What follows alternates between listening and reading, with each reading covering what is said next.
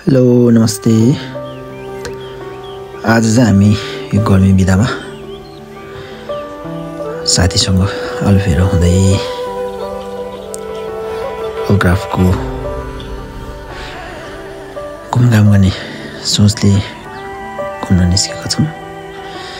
यो अल्फेराको beach side समुद्री किनार असाध्यै रमाइलो, जहाँ हामीले भरपुर आनन्द लियौँ, रमाइलो गऱ्यौँ। मौसमले पनि हामीलाई धेरै राम्रोसँग साथ दिएको थियो। यसमा ती पनि हामीसँग the Kunj Sherpa the Kunj cab थियो हामीसँग। यसले हाम्रो यात्रा राम्रो घुमघामलाई अझ अविस्मरणीय बनायो। शेर्पा द कुञ्ज क्याबको बारेमा तपाईँले फेसबुकमा जानुभएर शेर्पा द कुञ्ज सर्च गर्नुभयो भने यसको बारेमा तपाईँले सम्पूर्ण जानकारीहरू पाउनुहुनेछ। यस्तै गरी हामी घुम्दै जाने क्रममा धेरै पुराना ठाउँहरू, ऐतिहासिक ठाउँहरू घुम्यौँ, जुन एकदमै असाध्यै रमाइलो र अर्थपूर्ण रह्यो। हामीले यहाँबाट धेरै कुराहरू सिक्ने मौका पनि पायौँ। मौसमले हामीलाई धेरै साथ दिइरहेका थियौँ। हामी यहाँको ठाउँहरू अवलोकन गर्दै आनन्द लिइरहेका थियौँ। जुन अहिले हामी अल्फेराको भ्रमणमा छौँ, घुमघाममा छौँ, एकदमै रमाइलो छ। हजुरहरू पनि समय मिलाएर घुम्न जानु होला।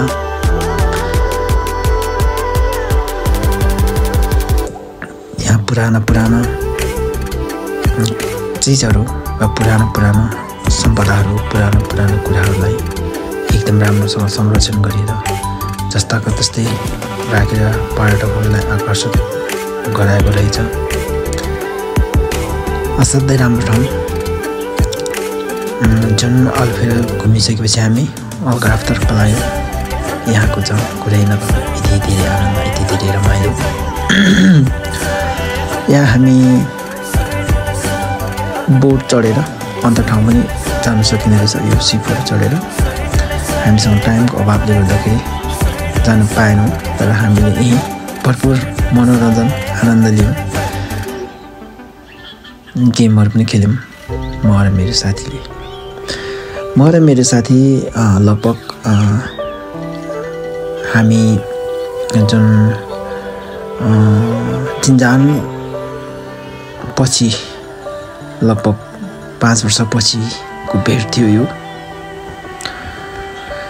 एकदमै रमाइलो रह्यो। हामी घुम्दै जाँदाखेरि साँझपाखाको दृश्यहरू पनि अवलोकन गर्ने मनसाय बनाएर साँझपाखा हुँदै हामी पुनः फेरि निस्केका थियौँ घुम्नलाई। हामी परिवारै घुम्न गएको कारणले यहाँ बच्चाहरू घुम्ने ठाउँहरू, बच्चाहरू खेल्ने ठाउँहरूतर्फ पनि लाग्यौँ र त्यो बच्चाहरूलाई पनि एकदमै रमाइलो अनुभूति गरायौँ। बच्चाहरू एकदम रमाइलो मानेर खेलिरहेका थिए। धेरै आनन्दको ठाउँ, आनन्दको रमाइलो अविस्मरणीय यो यात्रा। हजुरहरू पनि समय मिलाएर घुम्न जानुहोला। साँझ पर्दै थियो, झन् रमाइलो भइरहेको थियो। मान्छेहरू यत्तिकै भिडभाड थिए, सबै आफ्नो व्यस्ततामा, घुम्नमा व्यस्तता, काममा व्यस्तता। यहाँका मान्छेहरू सहयोगी अनि अति मिलनसार थिए। हामीलाई यहाँको दृश्यले यतै बसौँ, यहीँ केही समय बसौँ भन्ने आवाज दिलाइरहेको थियो। तर हामीसँग छुट्टी एकदमै कम थियो। त्यो भएको कारण हामी धेरै समय त रहन सकेनौँ। तर पनि हामीले छोटो समयमा यहाँ भएका महत्त्वपूर्ण ठाउँहरू र पर्यटकीय स्थलहरू घुम्ने कोसिस गऱ्यौँ। हामीले जति सक्दो सबै ठाउँहरू र समयले भ्याएसम्म सबै ठाउँहरू घुम्ने कोसिस गऱ्यौँ। मान्छेहरूको भिडभाड बढिरहेको थियो सङ्गीतको धुन त्यहाँको व्यस्तता रमाइलो दृश्य यी सबै कुराहरूले मनमा आनन्दको अनुभूति दिलाइरहेको थियो यति सफा यति राम्रो ठाउँ यति राम्रो मान्छे यति मिलनसार यति सहयोगी मान्छेहरू यति मिठा परिकारहरू यो एकदम अविस्मरणीय थियो रमाइलो थियो एकदमै रमाइलो थियो हजुरहरू पनि जाडो मौसममा भन्दा पनि गर्मीको समयमा गर्मी बिदामा परिवारसँग घुम्न जान नभुल्नु होला अवश्य एकचोटि घुम्नु होला अलोफेरा ग्राफ साइट यहाँ धेरै कुराहरूको अनुभव लियौँ हामीले भिडियोले अन्तिमसम्म हेरिदिनु भयो धेरै धेरै धन्यवाद हजुरहरूलाई